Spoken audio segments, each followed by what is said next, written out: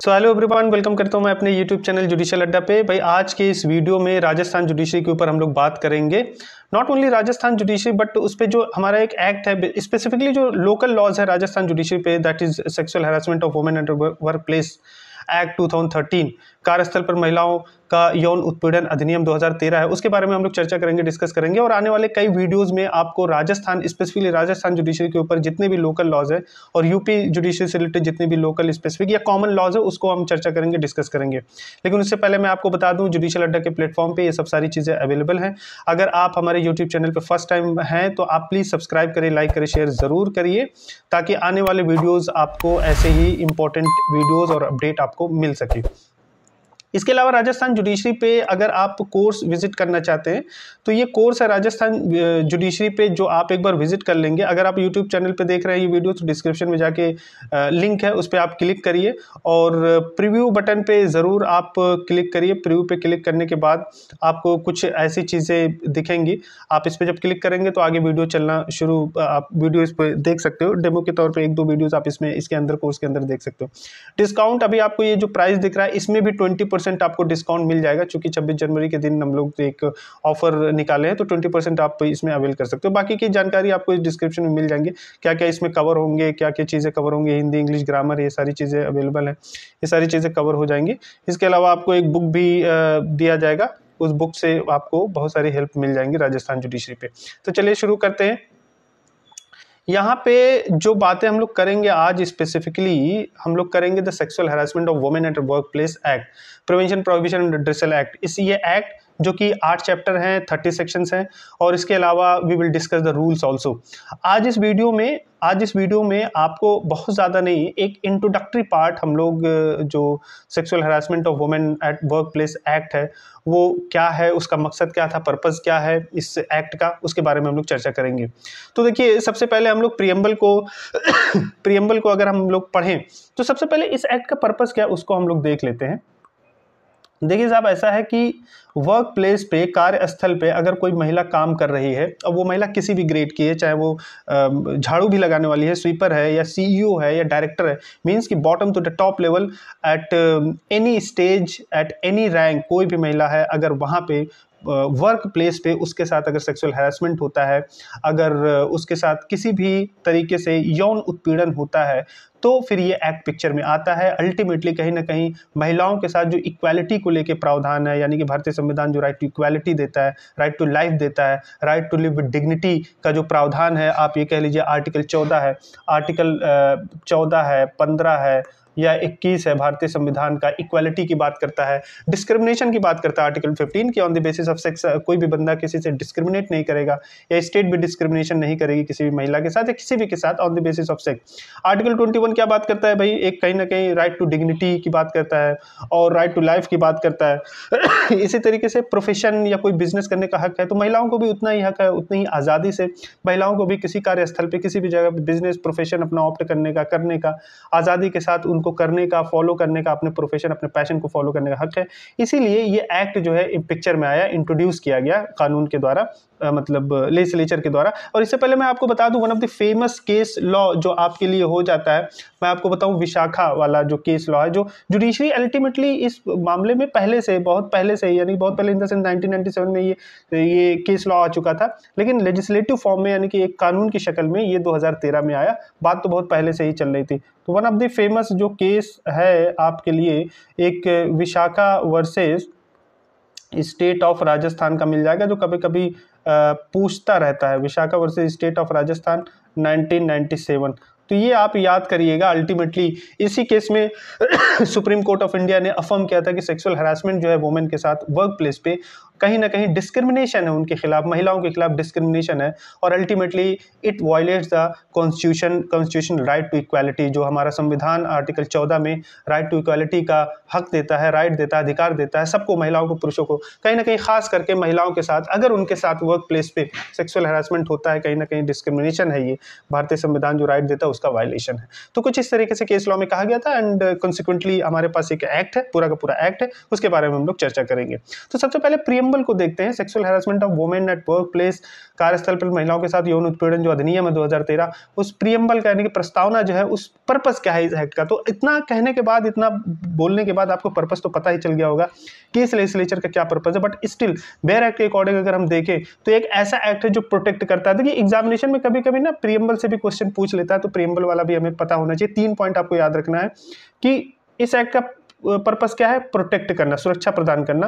Protection against sexual harassment of women at work place, कार्यस्थल पर किसी भी महिला के साथ यौन उत्पीड़न अगर होता है उसके खिलाफ एक सुरक्षा मुहैया करवाना, प्रोटेक्शन प्रोवाइड करना। That is the basic object and aim of this act. Second, for prevention and redressal of complaints of sexual harassment. ठीक है भैया, अगर सेक्सुअल हैरेसमेंट हो गया है तो एक तो प्रिवेंशन करना, रोकथाम करना कि सेक्सुअल हैरेसमेंट ना हो। अगर हो गया है तो कैसे एक महिला एक जिसके साथ भी सेक्सुअल हैरेसमेंट हुआ है वो कैसे कंप्लेन करेगी, उस कंप्लेन का निस्तारण कैसे होगा, रिड्रेसल कैसे होगा, कौन होगा इसके लिए, डिस्ट्रिक्ट ऑफिसर होगा, कंप्लेन कमेटी होगी, कौन कौन लोग होंगे जो उस कंप्लेंट्स को सुचारू रूप से देखेंगे और उसको कहीं ना कहीं रिजॉल्व एक करेंगे, कहीं ना कहीं जो भी इसमें जो गलत है या जो एक्यूज्ड है उसके खिलाफ क्या एक्शन लिया जा सकता है। सो ये एक मैकेनिज्म बताता है ये एक्ट, ये बेसिक पर्पस है प्रीएम्बल मतलब इस एक्ट का।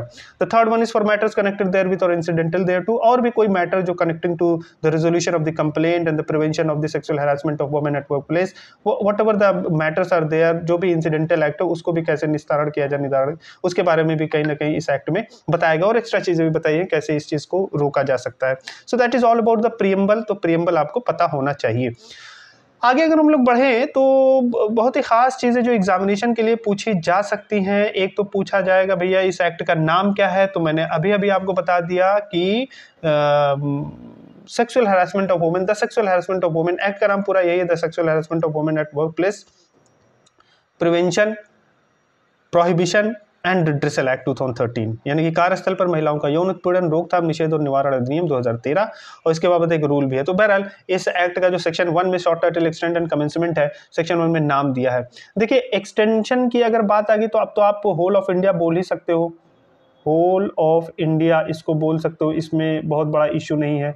और दूसरी चीज कमेंस कब हुआ, एक डेट आप याद रखिए, डेट है 9/12/2013, यानी कि 9 दिसंबर 2013 को this act came into picture, ये एक्ट लागू हो चुका था पूरे भारत में 9 दिसंबर 2013 को। तो ये एक डेट इंपॉर्टेंट हो जाता है आपके एग्जामिनेशन के पॉइंट ऑफ व्यू के लिए कि भाई ठीक है, डेट पूछ लेंगे कि ये एक्ट कब आया, और ये आपको डेट याद होनी चाहिए क्योंकि बेयर एक्ट में लिखा नहीं है, बाद में उसमें तो लिखा है कि जब भी ऑफिशियल गैजेट से नोटिफाई करेगा गवर्नमेंट करेगी तब होगा, लेकिन बाद में नोटिफाई करके 9/12/2013 को गवर्नमेंट ने नोटिफाई किया था और ऑफिशियल गैजेट भी 9 दिसंबर 2013 को ही निकले थे। तो एक थोड़ा ये आप ख्याल रखिएगा, ध्यान रखिएगा। Come to the definition part, definition part में ABCD करके आपको बहुत सारे डेफिनेशन दिए हैं, जैसे ग्रीव वुमेन किसे कहेंगे, अप्रोप्रिएट गवर्नमेंट किसे कहेंगे, चेयरमैन किसे कहेंगे, डिस्ट्रिक्ट ऑफिसर कौन होता है, डोमेस्टिक वर्कर घरेलू नौकर कौन होगा, एम्प्लॉय कर्मचारी कौन होगा, एम्प्लॉयर नियोक्ता कौन होगा, इंटरनल कमेटी आंतरिक समिति कौन होगी। तो ऐसे कई सारे डेफिनेशन है, आगे भी मैं आपको दिखा देता हूँ। उस डेफिनेशन से भी ना बहुत सारे क्वेश्चन पूछे हैं बहुत बार। तो यहाँ पे जो आपको दिख रहे हैं चीजें ABCD P तक, यानी कि अप टू P तक आपके बेयर एक्ट में जो डेफिनेशन दिए हैं अप टू P तक दिया है, बहुत सारे अलग अलग टर्म जो आपको बेयर एक्ट में मिलते रहेंगे। तो डेफिनेशन क्लॉज भी पढ़ना हमारे लिए जरूरी है, और क्या आते हैं इसमें से ये भी मैं बता दूंगा आपको कि एग्जामिनेशन पर्सपेक्टिव से राजस्थान जुडिशरी में स्पेसिफिकली या ऐसे जगह पे जहाँ पे ये वाला एक्ट है, ये वाला सब्जेक्ट है, तो वहाँ पे क्या इंपॉर्टेंट हो जाता है। तो first definition given in the bare act that is aggrieved women, यानी कि पीड़ित महिला। अब पीड़ित महिला किसे कहेंगे, बहुत ही सिंपल है। पीड़ित महिला को आप 2 पर्सपेक्टिव में पढ़िएगा, याद करने के लिए इसको आप 2 पर्सपेक्टिव में पढ़िएगा। एक ऐसी महिला जैसे हम वर्क प्लेस के संदर्भ में बात कर रहे हैं, इन रिलेशन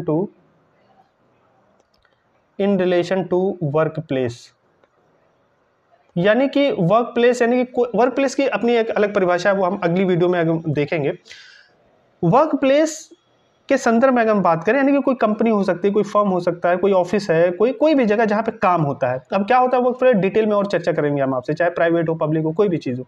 उसके संदर्भ में अगर हम बात करें तो कोई भी महिला कौन होता है, एग्रीव वुमेन कौन होगी, कोई भी महिला, एनी वुमेन।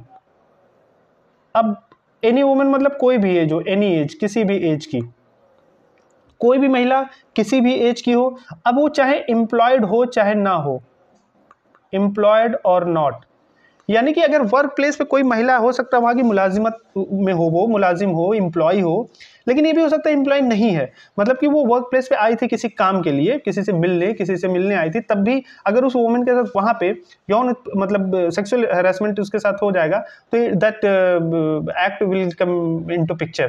तो आप ऐसा मत समझिएगा कि जो जहाँ कार्यस्थल है वहाँ पे जो मुलाजमत कर रही है महिला उसके साथ सेक्सुअल हैरेसमेंट होगा हमेशा तो ही ये एक्ट पिक्चर में आएगा। कोई भी कार्यस्थल है वहाँ पे कोई भी महिला, चाहे वो एम्प्लॉय है वहाँ की या नहीं है, चाहे वो एक दिन के लिए किसी से मिलने आई थी, किसी कोई काम करने आई थी, चाहे है वो कुछ भी हो सकता है, जो ऐसा कहती है कि भैया उसके साथ सेक्सुअल हरासमेंट वाला अपराध हुआ है, सेक्सुअल हरासमेंट का एक्ट हुआ है। सेक्सुअल हरासमेंट किसे कहेंगे आगे चर्चा किया जाएगा। जो ऐसा कहती है कि भाई ऐसा एलिज करती है, इल्जाम लगाती है कि मेरे साथ सेक्सुअल हरासमेंट हुआ है, ऐसी वुमेन को यहाँ पे इस अधिनियम में एग्रीव्ड वुमेन कहेंगे, पीड़ित महिला कहेंगे। ये वर्क प्लेस के संदर्भ में आपसे बात किया गया। अच्छा, वर्क प्लेस के अलावा कोई और जगह है, या कोई और जगह क्या हो सकता है, यानी कि ड्वेलिंग हाउस है, या आप ये कह लीजिए कि प्लेस है, कोई ऐसी जगह जहाँ पे लोग रहते हों, कोई घर हो सकता है, कोई भी ऐसी चीज़ हो सकती है जहाँ पे लोग रहते हैं, उसको ड्वेलिंग हाउस कह देते हैं। वर्क प्लेस नहीं है, वहाँ काम धाम ऐसा नहीं कि ऑफिशियल हो रहा है, एक ड्वेलिंग हाउस यानी कि एक ऐसी जगह है जहाँ पे लोग रहते हैं। उस जगह के संदर्भ में कोई भी वुमेन किसी भी एज की एनी एज, कोई भी वुमेन ऑफ एनी एज जो वहाँ पे एम्प्लॉयड है उस ड्वेलिंग हाउस में, यानी कि वो मेड हो सकती है, डोमेस्टिक वर्कर हो सकती है, मेड हो सकती है, यानी कि जो वहाँ काम धाम कर रही है। तो ये बात आप ध्यान रखिएगा। एम्प्लॉयड मतलब जहाँ पे वो वहाँ पे मुलाजिमत कर रही है, उसको रखा गया किसी काम के लिए, वो डेली बेसिस पे रखा जा सकता है, मंथली बेसिस पे रखा जा सकता है, कैश दिया जा सकता है, या किसी चीज़ के उसमें उसको रखा जा सकता है कि भैया ये काम कर लो, इतना आप ले लेना, या ये चीज़ ले लेना। कोई भी महिला हो जो काम करने के लिए एम्प्लॉयड किया गया है उसको किसी भी रहने की जगह पे ड्वेलिंग हाउस में, उस महिला को भी, अगर थोड़ा सा ये ड्राफ्टिंग इशू है यहाँ पे भी लिखना चाहिए था कि अगर उसके साथ सेक्सुअल हैरेसमेंट होता है, ऐसा पाया जाता है कि वो she is subjected to sexual harassment, इस तरीके से, तब वो माना जाएगा। ऐसा लग रहा है सेकंड वाले में जब आप पढ़िएगा एग्रीव्ड वुमेन में, ऐसा लग रहा है कि बस ये कह रहा है कि कोई भी महिला जो किसी ड्वेलिंग हाउस में एम्प्लॉयड है वो एग्रीव्ड वुमेन है। वो कैसे एग्रीव्ड वुमेन हो जाएगी, unless and until she is subject to the sexual harassment, किसी ने उसके साथ सेक्सुअल हैरेसमेंट नहीं किया। तो थोड़ा सा यहाँ पे ड्राफ्टिंग वाला इशू मुझे लग रहा है। बहरहाल ये आप बताइएगा, कमेंट करके बताइएगा, या फेसबुक पे देख रहे हैं तब भी आप कमेंट कर सकते हैं, यूट्यूब पे देख रहे हैं तब भी आप कमेंट्स कर सकते हैं। लाइक और सब्सक्राइब जरूर आप करिएगा। So this is the definition of aggrieved women. आपको ये याद रखना है कि 2A में एग्रीव्ड वुमेन है, और दो कॉन्टेक्स्ट में इसको डिफाइन किया गया है, in relation to work place और in relation to dwelling house या ड्वेलिंग प्लेस। तो ये आप याद रखिएगा। दूसरा, एप्रोप्रिएट गवर्नमेंट, बहुत ही सिंपल डेफिनेशन है, बहुत ज़्यादा इस पर टाइम नहीं दिया जाएगा आपको। उपयुक्त सरकार के कॉन्टेक्स्ट में अगर हम बात करें तो इसको भी दो पार्ट में आप लोग बांट सकते हैं, कि वर्क प्लेस के संदर्भ में, और दूसरा है कि जो ऊपर कवर नहीं होता, वर्क प्लेस के संदर्भ में अगर हम बात करें, कोई वर्क प्लेस है, अब वर्क प्लेस में भी दो चीजें आपको देखना है। वो कह रहा है in relation to a workplace which is established, ऐसा वर्क प्लेस जो कि जिसका गठन हुआ है, या जो ओन्ड है, या जो कंट्रोल्ड है ना, और वो यूटी के द्वारा या सेंट्रल गवर्नमेंट के द्वारा, एक ऐसा वर्क प्लेस जो कि केंद्र सरकार उसको नियंत्रण कर रही है, ओन कर रही है, उसको गठित किया, एस्टैब्लिश किया है, या यूटी ने गठित किया है, कंट्रोल है कर रही है यूटी, या उसके द्वारा ओन्ड है। तो उस कॉन्टेक्स्ट में यहाँ पे एप्रोप्रिएट गवर्नमेंट का मतलब सेंट्रल गवर्नमेंट होगा, बहुत ही सिंपल है, केंद्र सरकार होगा। फिर दूसरा कह रहे हैं कि अगर वो वर्क प्लेस राज्य सरकार के द्वारा ओन्ड है, एस्टैब्लिश्ड है, या कंट्रोल है, तो उस केस में स्टेट गवर्नमेंट, सिंपल सी बात है। दूसरा कह रहे हैं in relation to any workplace not covered under sub clause I falling within its territory. तो कह रहे हैं मान लिया वो ऐसी चीज़ है, वो ऐसा वर्क प्लेस है जो किसी प्राइवेट पर्सन के द्वारा ओन्ड है, कंट्रोल्ड है, वो इसमें ना तो सेंट्रल गवर्नमेंट का हाथ है, ना तो सेंट्रल गवर्नमेंट का कुछ स्टेक है, ओन्ड है, उनके द्वारा ना तो कंट्रोल किया जा रहा है, ना तो राज्य सरकार के द्वारा कंट्रोल किया जा रहा है। तो कहते हैं जिस राज्य में वो वर्क प्लेस होगा वहाँ की स्टेट गवर्नमेंट को एप्रोप्रिएट गवर्नमेंट कह देंगे। बस सिंपल सी परिभाषा है एप्रोप्रिएट गवर्नमेंट की, उपयुक्त सरकार की।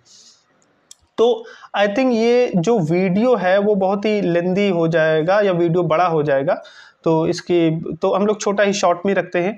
तो अगर आपको और भी कोई इन्फॉर्मेशन चाहिए तो डिस्क्रिप्शन में ज़रूर आप जाइए और लिंक पे ज़रूर क्लिक करिए, कॉल करिए, लाइक करिए, सब्सक्राइब करिए, शेयर करिए इस चैनल को, वीडियो चैनल को, अगर यूट्यूब चैनल को, अगर आप फेसबुक पे तो फॉलो ज़रूर करिए।